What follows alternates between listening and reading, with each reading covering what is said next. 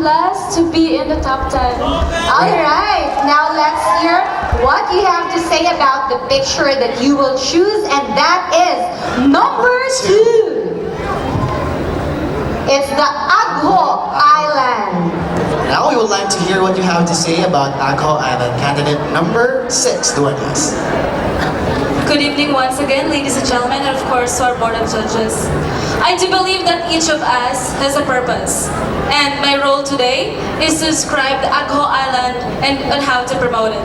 I believe, ladies and gentlemen, that Agho Island is one of the most amazing tourist spots of Iloilo.